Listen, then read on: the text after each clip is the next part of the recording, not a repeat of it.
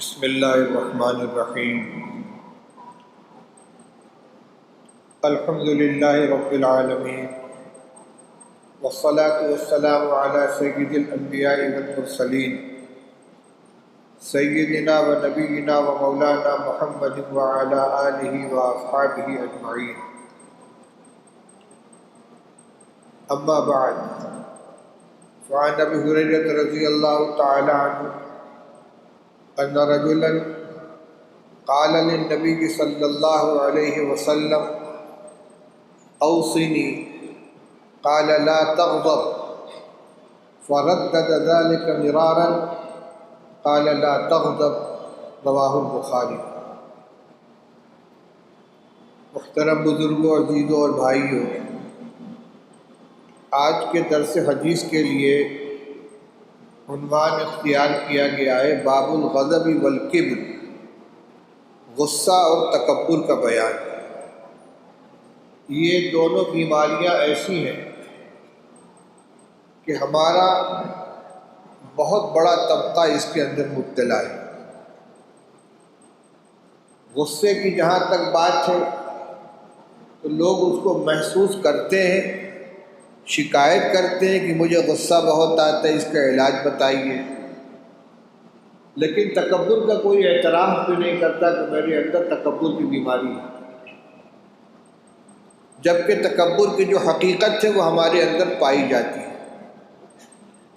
اور ان دونوں صفتوں کا بہت بڑا نقصان ہے ایمان کے اعتبار سے، آخرت کے اعتبار سے۔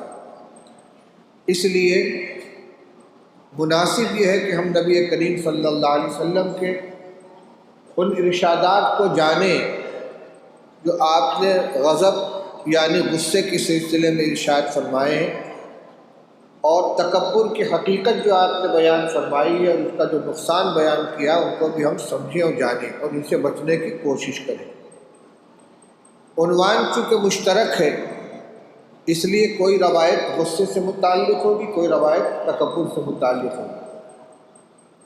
سب سے پہلی روایت جو میں نے ابھی آپ کے سامنے پڑھی ہے، اس کے راوی حضرت ابو ہریرہ رضی اللہ تعالیٰ عنہ فرماتے ہیں کہ ایک صاحب نے رسول اللہ صلی اللہ علیہ وسلم سے درخواست کی کہ یا رسول اللہ، مجھے کچھ نصیحت فرما دیجیے، اوصنی، مجھے کچھ خاص نصیحت فرما دیجیے۔ قال لا تغضب، آج نے فرما غصہ مت کیا کرو۔ فردد ذلك مرارا، انہوں نے اپنی درخواست کئی مرتبہ دہرائی، کچھ اور نصیحت فرما دیجیے۔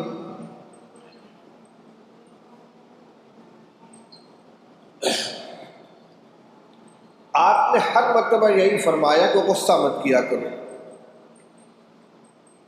اس کا مطلب یہ ہوا کہ یہ ایک ایسا نسخہ ہے کہ اگر اس کو پورے طور پر اختیار کر لو گے تو یہ بہت سی بیماریوں کا علاج بھی ہے اور بہت سی نیکیاں کمانے کا ذریعہ بھی ہے۔ دوسری روایت ہے انہی ابو ہریرہ رضی اللہ تعالیٰ عنہ کی، قال قال رسول اللہ صلی اللہ علیہ وسلم لیس الشدید بالسرعۃ انما الشدید الذی یملک نفسہ عند الغضب، متفق علیہ۔ ابو ہریرہ رضی اللہ تعالیٰ فرماتے ہیں کہ رسول اللہ صلی اللہ علیہ وسلم نے ارشاد فرمایا کہ پہلوان وہ شخص نہیں ہے کہ جو دوسرے کو پچھاڑ دے، پہلوان تو وہ ہے جو غصے کے وقت اپنے نفس کے اوپر قابو رکھے۔ باہر کے دشمن کو، مخالف کو جسمانی طاقت کے بل بوتے پر پٹخ دینا، اس کے سینے پر سوار ہو جانا، یہ کوئی بہت بڑی کمال کی چیز نہیں ہے، اور حقیقی پہلوانی یہ نہیں ہے۔ حقیقی پہلوانی اور طاقت کا استعمال یہ ہے کہ اندر کا جو دشمن ہے، یہ نفس، جس کی وجہ سے ہم غصے میں مبتلا ہوتے ہیں، اس پر قابو پا لیں۔ اب سمجھنا یہ ہے کہ غصہ تو ایک فطری صفت ہے۔ جب کوئی چیز مزاج کے خلاف پیش آتی ہے تو آدمی کو غصہ آتا ہے. تو یہ کیسے کہا جا سکتا ہے کہ غصہ مت کرو، یعنی غصہ آئے ہی نہیں، وہ تو غیر اختیاری چیز ہے. اس لیے روایت کا مطلب سمجھنا چاہیے. آپ نے فرمایا کہ پہلوان وہ ہے کہ جو غصہ کے وقت اپنے اوپر قابو پا لے. جو غصہ تو آئے گا، اس کے آنے کو نہیں روکا جا سکتا. لیکن اب مومن کا کام یہ ہے کہ غصے میں بے قابو نہ ہو جائے، زبان سے اول فول نہ بکنے لگے، ہاتھ پیر نہ چلنے لگے، کوئی نامناسب عمل نہ کر بیٹھے. ایسے موقع پر اپنے غصے کے اوپر قابو پا لے، غصے کے ہاتھوں مجبور نہ ہو جائے. اب اس کا علاج کیا ہے کہ غصے کے وقت میں آدمی اپنے اوپر قابو پا لے؟ اس کا ایک تو فوری علاج ہے اور ایک مستقل علاج ہے. فوری علاج کیا ہے؟ رسول اللہ صلی اللہ علیہ وسلم کے دو ارشادات ہیں. عن عطیہ بن عروۃ السعدی قال قال رسول اللہ صلی اللہ علیہ وسلم ان الغضب من الشیطان وان الشیطان خلق من النار وانما يطفأ النار بالماء فاذا غضب احدكم وهو قائم فاذا غضب احدكم فليتوضأ رواہ ابو داؤد. وعن ابی ذر رضی اللہ تعالی عنہ ان رسول اللہ صلی اللہ علیہ وسلم قال اذا غضب احدكم وهو قائم فليجلس فإن ذهب عنه الغضب وإلا فليستجر رواہ احمد والترمذی. یہ دو حدیثیں ہیں. پہلے کے راوی حضرت عطیہ ابن عروہ سعدی رضی اللہ تعالیٰ عنہ فرماتے ہیں کہ رسول اللہ صلی اللہ علیہ وسلم نے ارشاد فرمایا کہ غصہ شیطان کے اثر سے آتا ہے، اور شیطان آگ سے بنایا گیا ہے، اور آگ پانی سے بجھائی جاتی ہے. لہذا جب تم میں سے کسی کو غصہ آئے تو وضو کر لے، پانی کا استعمال کرے، اس آگ کو پانی سے بجھائے. لیکن یہ اوپر سے پانی بہانے سے اندر کی آگ نہیں بجھے گی، بلکہ اس پانی کے استعمال کا وہ طریقہ جو عبادت ہے، جس سے گناہ دھلتے ہیں، جس سے اللہ کا قرب و رضا حاصل ہوتی ہے. تو ایک تو یہ علاج ہے، یعنی آدمی چاہتا ہے کہ میں غصے پہ قابو پا لوں، غصے میں کوئی نامناسب حرکت نہ کروں. غصہ آ گیا، وہ چاہتا ہے کہ میں اس پہ قابو پا لوں، تو ایک علاج یہ بتلایا کہ وضو کر لو، اور بہت مرتب طریقے سے فرمایا کہ غصہ شیطان کے اثر سے آتا ہے. ایک روایت میں ہے الم تروا الی انتفاخ اوداجہ وحمرۃ وجہہ، دیکھتے نہیں ہیں کہ جب آدمی کو غصہ آتا ہے تو اس کا چہرہ لال ہو جاتا ہے، اس کے گردن کی رگیں پھول جاتی ہیں، کہ بھئی شیطانی اثر سے اندر سے آگ لگ رہی ہے، گرمی آ رہی ہے، بھڑک رہی ہے. اس کا علاج وضو کرو. دوسرا علاج یہ بتلایا عن ابی ذر رضی اللہ تعالیٰ عنہ قال اذا غضب احدکم وهو قائم فلیجلس. رسول اللہ صلی اللہ علیہ وسلم نے ارشاد فرمایا کہ جب تم میں سے کسی کو غصہ آئے اور وہ کھڑا ہو تو بیٹھ جائے. فإن ذهب عنه الغضب فإلا ولا فليستجب. اگر بیٹھ جانے سے غصہ فرو ہو جائے فبیہا، بہت اچھا، لیکن اگر ابھی بھی قابو نہیں پایا تو لیٹ جائے. اس میں دو حکمتیں ہیں. غصے میں آدمی میں حرکت پیدا ہوتی ہے، آگے بڑھنے کی کوشش کرتا ہے، ہاتھ پیر چلاتا ہے، دوڑتا ہے، لپکتا ہے. تو علاج بھی ضد ہے، یعنی آگے مت بڑھو، کھڑے ہو تو دوڑو مت، بیٹھ جاؤ، اور اگر اتنے سے کام نہیں چلا تو لیٹ جاؤ. لیٹ جانے میں ایک تو پستی اختیار کرنا ہے، دوسرے شیطان آگ سے بنایا گیا تھا، اس کے اثر سے غصہ آیا ہے. انسان مٹی سے بنایا گیا ہے کہ اپنی اصل کی طرف لوٹ جائے. شیطان کے اثر کو ختم کرنے کے لیے مٹی سے تعلق قائم کر لے، مٹی پہ لیٹ جائے. جوش کم ہوگا، دبے گا۔ یہ تو غصے کا فوری علاج ہے۔ اسی میں یہ بھی تدبیر ہوتی ہے کہ پانی پی لو۔ ایک غصے کا مستقل علاج ہے جو اکابر کے خطوط میں کثرت سے یہ چیز ملتی ہے۔ حضرت مفتی محمود صاحب رحمۃ اللہ علیہ کی جو مکاتیب ہے اس میں بھی ہے، حضرت شیخ الحدیث رحمۃ اللہ علیہ کی تحریروں میں بھی ہے، اور اصل میں یہ امام غزالی رحمۃ اللہ علیہ کی تجویز ہے جو احیاء العلوم میں انہوں نے تحریر فرمایا ہے۔ وہ فرماتے ہیں کہ وقتی علاج تو آدمی کر لے گا، لیکن غصے کی یہ صفت جو اندر بھڑک رہی ہے اس کا علاج مستقل ہونا چاہیے۔ وہ کیا ہے؟ کبھی آدمی تنہائی کے اندر بیٹھے اور بیٹھ کر غور کرے کہ مجھ کو جس کے خلاف غصہ آتا ہے نہ میں نے اسے پیدا کیا ہے، نہ میں اس کا مالک، نہ میں اسے روزی دیتا ہوں، نہ میں اس کا خالق ہوں، نہ مالک ہوں، نہ رازق ہوں۔ میرا خالق اللہ ہے، میرا مالک اللہ ہے، میرا رازق اللہ ہے۔ مجھے اپنے ایسے ماتحت یا اپنے ایسے چھوٹے، بلکہ بسا اوقات تو بڑے بڑے غصہ آ جاتا ہے، ایسے انسان کے اوپر غصہ آ رہا ہے کہ جو میرے ہی جیسا ایک انسان ہے، میرے اور اس پہ کوئی فرق نہیں، وہ بھی اللہ کا بندہ، میں بھی بندہ، اللہ اس کا بھی مالک، میرا بھی، اللہ اس کا بھی رازق، میرا بھی، لیکن وہ اللہ کہ جو میرا خالق ہے، جس نے مجھے عدم سے وجود بخشا، جو میرا مالک ہے، میری پیشانی کے بعد اس کے قبضے قدرت میں، اور جو میرا رازق ہے، جس کی دی ہوئی روزی میں استعمال کرتا ہوں۔ میں صبح سے شام تک کتنے کام اس کی مرضی کے خلاف کرتا ہوں، خود بیٹھ کر غور کرے، مراقبہ کرے، سوچے۔ ایک دن کا کم سے کم صبح سے آج میں نے کیا کیا کیا، اس میں کون سا کام اللہ کو راضی کرنے والا تھا، کون سا کام اللہ کو ناراض کرنے والا تھا۔ اور یہ ایک دن کا معاملہ نہیں ہے، روزانہ میں اللہ کی ناراضگی والے کتنے اعمال کرتا ہوں، لیکن اس کے باوجود اللہ تعالیٰ مجھ پر غصہ نہیں کرتا، یعنی میری روزی بند نہیں کرتا، اپنی نعمتوں سے مجھے محروم نہیں کرتا، زندگی کی نعمت چھین نہیں لیتا۔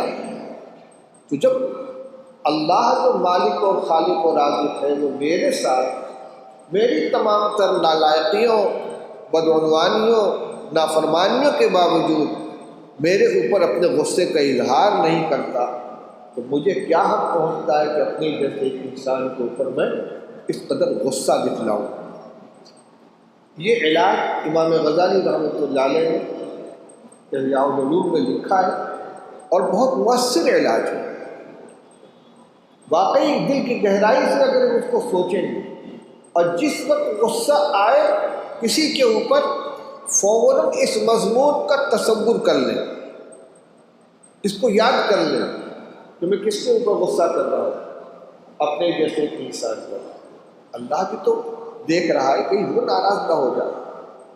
ایک روایت سنائی تھی آپ کو، رسول اللہ صلی اللہ علیہ وسلم تشریف لے جا رہے تھے، دیکھا کہ ایک صاحب اپنے غلام کی پٹائی کر رہے ہیں، تو رسول اللہ صلی اللہ علیہ وسلم نے فرمایا للہ اقدر منک علیہ، وہ بندے خدا، جتنا قابو تجھ کو اس غلام کے اوپر ہے، اس سے کہیں زیادہ قابو اللہ کو تیرے اوپر ہے۔ سب کو سمجھ کے کام، اگر اس کو غصہ آ جائے گا تو پھر تیرا کیا ٹھکانہ ہوگا۔ تو جب کسی کو غصہ آئے تو اپنے کو قابو میں رکھے۔ غصہ آئے گا، قابو میں کرنے کا کیا مطلب ہوا؟ اس کی وجہ سے کوئی نامناسب اقدام نہ کرے۔ غور کیا جائے تو ہماری بہت سی عملی اور اخلاقی خرابیوں کی بنیاد اور بہت سے فسادات کی بنیاد یہی غصہ ہوتا ہے، جس پر ہم قابو نہیں پا سکتے۔ کسی نے کچھ سخت کہہ دیا، غصہ آ گیا، گالی بک دی، وہ ہم سے 20 نکلا، اس نے گھوسا لگا دیا، اب چل پڑی دونوں کے درمیان، اس وقت قابو نہیں پا سکے، پٹ گئے، اپنا گینگ لے کر آئے، حملہ کر دیا۔ یہ کوئی فرضی چیز نہیں ہے، روز کے واقعات، ہاتھ پیر توڑ دیے، خون خرابہ ہو گیا، قتل تک کی نوبت آ گئی۔ اس کے بعد دونوں طرف کے لوگ جیل گئے۔ اب مقدمات شروع ہوئے، جائیدادیں فروخت ہو رہی ہیں۔ تو اقدام کرنے سے پہلے اپنے غصے کو قابو میں کر دیں۔ ہمارے حضرت مفتی محمود صاحب نور اللہ برکاتہ فرماتے تھے کہ رشتہ نکاح کو ختم کرنے کے لیے جو طلاق کے الفاظ استعمال کیے جاتے ہیں، 100% یا کچھ کم اس سے اس کی بنیاد غصہ ہوتی ہے۔ بہت شاید و نادر ایسا ہو کہ میاں بیوی دونوں بیٹھ کر آپس میں مشورہ کر کے باہمی رضامندی سے طلاق دے دیں اور لے لیں۔ ہوتا یہی ہے کہ بیوی کی کسی بد کلامی کی وجہ سے، بد معاملگی کی وجہ سے، یا غلط فہمی کی وجہ سے شوہر نامدار کو غصہ آ گیا، انہوں نے کچھ کہا، اس نے کچھ جواب دے دیا، انہوں نے اور زور سے کہا، اس نے اور زور سے جواب دے دیا، بس ان کے بندوق میں 3 گولی تھی، دھائیں دھائیں دھائیں داغ، اور اس کے بعد دونوں سر پکڑ کے بیٹھے ہوئے۔ اب چکر لگا رہے دار الافتاء کا، مولانا صاحب غصے میں طلاق دے دی تھی، ماشاء اللہ وہ غصے میں طلاق دے دی تھی۔ تو کون ہے کہ بڑی خوشی میں انعام کے طور پر طلاق دیتا ہے؟ اس وقت قابو کیوں نہیں پایا آپ نے؟ کوئی شکل نکال دیجیے، ہمارا گھر ویران ہو جائے گا، چھوٹے چھوٹے بچے ہیں، یہ صرف اس کا نتیجہ ہے کہ غصے میں بے قابو ہو گئے۔ اس وقت انجام نہیں سوچا کہ اس لفظ کے استعمال کرنے کا نتیجہ کیا ہوگا، اور جب تیر ہاتھ سے نکل گیا، مولوی کیا کرے گا؟ عالم کا کام مسئلہ بتانا ہے، مسئلہ بنانا نہیں ہے۔ اس کا کام تو شریعت کو حکم بتا دینا، اب کوئی شکل نہیں، اب کوئی راستہ نہیں۔ آپ نے جو اقدام کیا اس کے ذمہ دار آپ ہیں۔ تو غصے کے وقت میں آدمی کو غصے کے انجام کو بھی سوچنا چاہیے، کہیں بے قابو ہو کر کوئی ایسی حرکت نہ کر بیٹھے کہ جس کا نتیجہ شرمندگی۔ ایک روایت اسی مشکاۃ شریف میں آگے بڑی عمدہ روایت ہے، لمبی روایت ہے۔ ایک صحابی کہتے ہیں کہ رسول اللہ صلی اللہ علیہ وسلم نے ایک دن وعظ فرمایا، اور بہت لمبا وعظ فرمایا، درمیان میں نماز کا وقت آیا، نماز پڑھائی، پھر وعظ فرمایا، حافظ من نسی من نسی، جس کو جتنا یاد رہ گیا یاد رہ گیا، جو بھول گیا بھول گیا۔ اس نے بہت سی باتیں حضور نے فرمائی ہیں، اس کو کہ ایک ٹکڑا نقل کر رہا ہوں۔ رسول اللہ صلی اللہ علیہ وسلم نے ارشاد فرمایا کہ آدمی 4 طرح کے ہوتے ہیں، سریع الغضب، سریع الفیض، بطیء الغضب، بطیء الفیض، سریع الغضب، بطیء الغضب، سریع الفیض، اور سریع الغضب بطیء الفیض۔ 4 طرح کے لوگ، بہت شور ہو رہے ہیں، 4 طرح کے لوگ کون کون ہیں؟ فرمائے ایک تو وہ شخص ہے کہ بطیء الغضب سریع الفیض، جس کو غصہ بہت دیر میں آتا ہے اور بہت جلدی اتر جاتا ہے۔ فرمایا وہ سب سے بہتر انسان ہے، جس کو غصہ جلدی نہیں آتا، دیر میں آتا ہے اور جلدی غصہ فرغ ہو جاتا ہے، وہ افضل الناس ہے، سب سے افضل آدمی ہے۔ اور دوسرا وہ شخص ہے کہ جو سریع الغضب ہے اور سریع الفیض، غصہ جلدی آ جاتا ہے لیکن جلدی اتر بھی جاتا ہے، دیر تک رہتا نہیں۔ اور ایک وہ شخص ہے کہ بطیء الغضب بطیء الفیض، دیر میں غصہ آتا ہے اور دیر میں اترتا ہے۔ فرمایا کہ ان کے اندر ایک صفت اچھی ہے، ایک خراب ہے، جلدی غصہ آنا یہ اچھی صفت نہیں ہے، لیکن جلدی اتر جانا اچھی صفت ہے۔ اسی طرح دیر میں غصہ آنا یہ اچھی صفت ہے، لیکن دیر تک غصہ نہ اترے یہ بری صفت ہے۔ تو تل کا بھی تل کا، اس کا معاملہ برابر سرابر کا ہے، نہ اس کو افضل الناس کہا جائے گا نہ شر الناس کہا جائے گا۔ لیکن سب سے بدترین انسان وہ ہے کہ جو سریع الغضب بطیء الفعل، بہت جلدی غصہ آ جاتا اور بہت مشکل سے اترتا ہوں۔ اب یہ 4 معیار ہے۔ یہ آپ نے نہیں کہا کہ ایک وہ انسان ہے جس کو غصہ آتا ہی نہیں، یہ نہیں فرمایا تھا۔ لہذا لا تغضب کا یہ معنی نہیں ہوگا کہ غصہ آنے ہی نہ پائے۔ 4 قسم بیان فرمائی آپ کو، یہ نہیں فرمایا کہ ایک انسان وہ بھی ہے کہ جس کو غصہ آتا ہی نہیں، جس کو کسی چیز کو غصہ نہ آئے، گالی بک دو، اس کے ساتھ بد اخلاقی برتو، کچھ بھی کرو، وہ آدمی ہے کہ پتھر ہے، بے حس ہے، کسی چیز کو غصہ نہیں آتا۔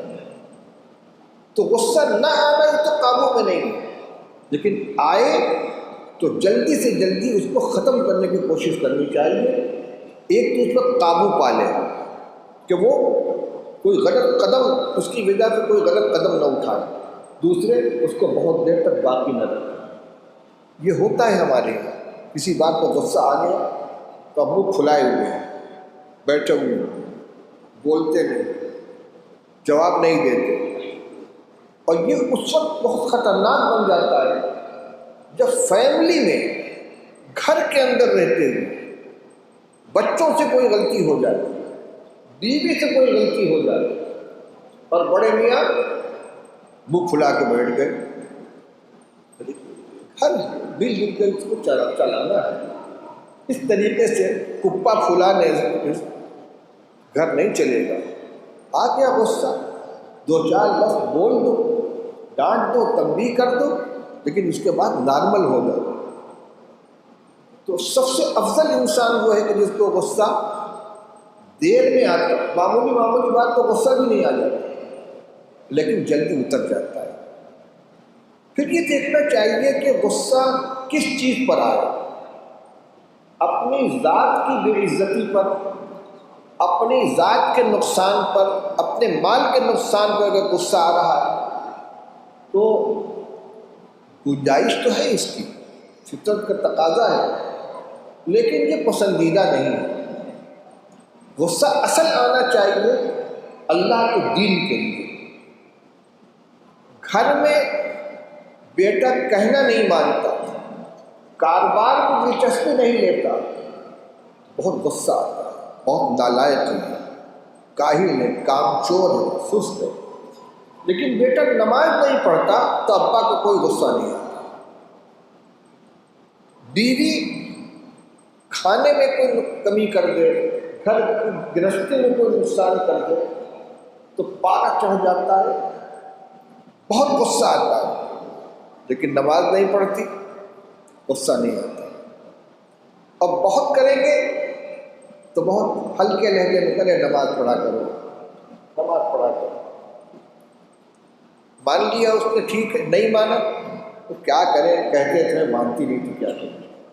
لیکن یہی عمل اگر گھریلو معاملات کے اندر ہے، ایک مرتبہ کسی چیز سے منع کیا اور اس نے نہیں مانا تو اگلی مرتبہ کچھ غصہ زیادہ ہوگا، کچھ اور بڑھا ہوا ہوگا، بار بار کہتا ہوں، سمجھ میں نہیں آتا۔ یہاں یہ ہے کہ میں نے نماز کے لیے کہا، 1 مرتبہ کا، 2 مرتبہ نہیں، 2 مرتبہ کا نہیں مانتے تو کیا کریں، چھوڑ دیں۔ جہاں غصہ آنا چاہیے وہاں ہمیں نہیں آتا، اور جہاں نہیں آنا چاہیے وہاں غصہ آتا ہے۔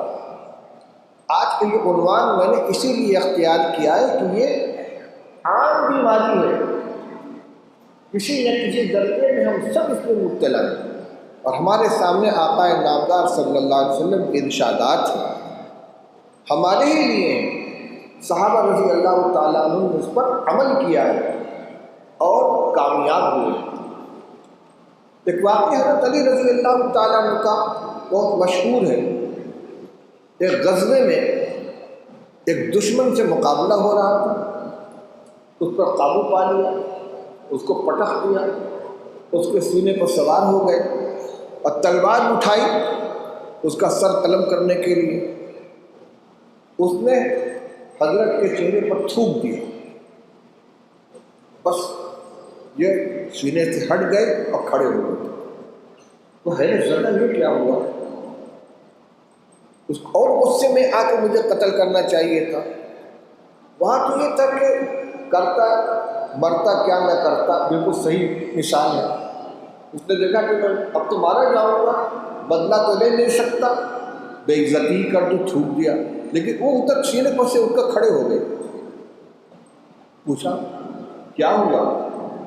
کہا میری تجھ سے کوئی ذاتی دشمنی نہیں ہے، تو اللہ کے دین کا دشمن ہے، اللہ کے رسول صلی اللہ علیہ وسلم کے مقابلے میں آیا، اس لیے مجھے تیرے خلاف غصہ تھا، میں تجھ کو تیرے سینے پر سوار تھا، لیکن جب تو نے میرے چہرے پہ تھوک دیا تو مجھے غصہ آ گیا، تو نے میری توہین کی۔ اس وقت میں اگر قتل کرتا تو یہ ذاتی انتقام ہو جاتا، اس لیے میں نے چھوڑ دیا۔ یہ ہے صحابہ کرام رضی اللہ تعالیٰ۔ میں یہی سمجھا رہا ہوں کہ اپنے ذاتی انتقام کے لیے، اپنی ذاتی بے عزتی کے لیے تو ہمیں غصہ آتا ہے، حکم عدولی کو غصہ آتا ہے، لیکن جہاں غصہ آنا چاہیے، ناراضگی کا اظہار کرنا چاہیے، وہاں ہم نہیں کرتے۔ جتنی باتیں آپ کے سامنے پیش کی گئی ہیں، کوشش کریں کہ اللہ تعالیٰ اس پر عمل کرنے کی ہمیں توفیق عطا فرمائے۔